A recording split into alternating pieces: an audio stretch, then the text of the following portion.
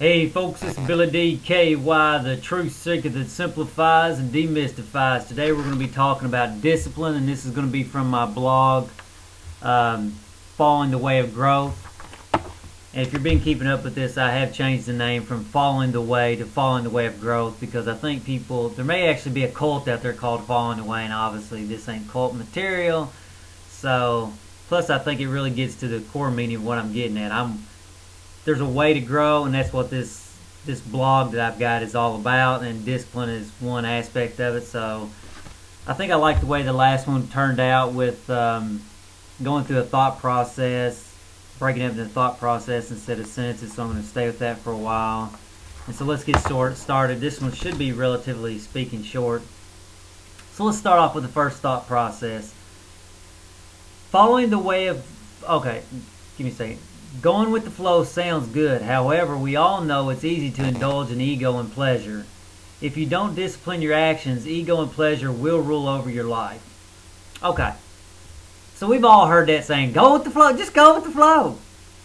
I mean, that's pretty good as long as you're not heading towards ego and pleasure, going with the flow of life. However, going with the flow may mean eating cookies, taking drugs, getting involved in sexual relationships you shouldn't be involved with. So going with the flow is not the philosophy to follow, unless you know that ego and pleasure is not in it. Then yes, that's a good philosophy. So it can be a good philosophy, however, it needs to be conditioned.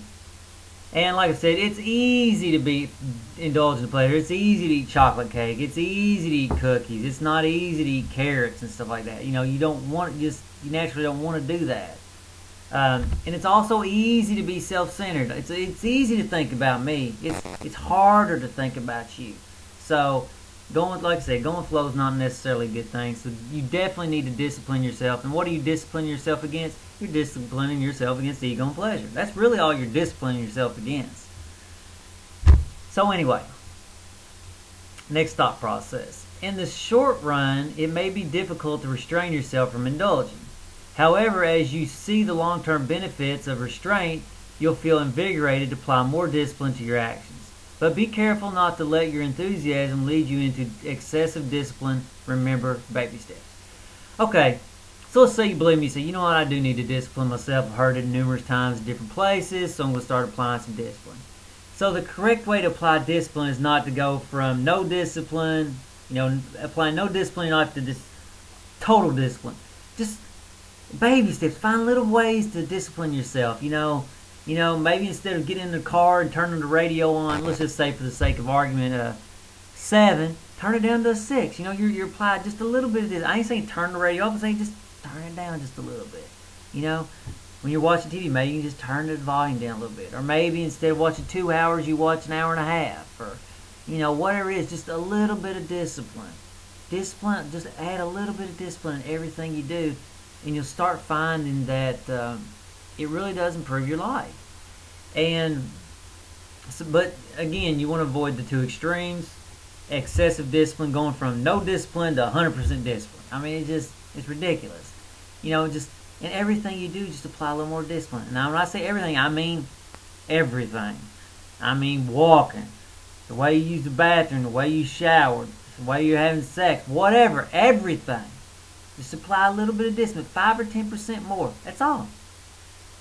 Okay, and we've all been around people who excessive discipline. It's annoying to be around, and it's also annoying to be around people who don't apply any discipline. Next thought process. You already have a certain amount of discipline. If you start taking a little more control over your actions, your discipline will branch out into every aspect of your life until it's strong like a tree. So your discipline will, if you apply 5 to 10% more discipline than you currently have, your discipline will grow, and it'll branch. Like I say, if you apply it to every aspect of your life, it will branch out, and your mind will get strong. And it may take time for people to really see it, but after a while, people are going, man, something's different about you. What's with you? So, and over time, if you apply that 5, 10, 15 years, and 20 years, your discipline will be massive, and it will be hard to handle. Next thought process. And that's what you want. You want solid discipline. And again, discipline doesn't mean you're not having a good life. And in fact, it means the opposite. It means you're having more life because you're able to discipline your mind and your spirit to where you really want to go. So discipline's an awesome thing. Just don't overdo it. Okay, next thought process. As long as you avoid the two extremes of no discipline and excess of discipline, your discipline will grow, which I've already said it, so that's been covered. Next.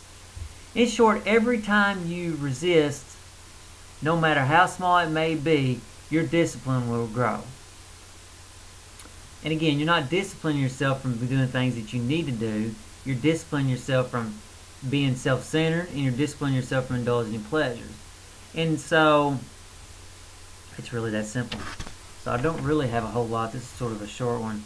If you wouldn't mind, please rate and have a good day. Oh yeah, and if you want to go visit the blog, the link's up in the upper right hand corner.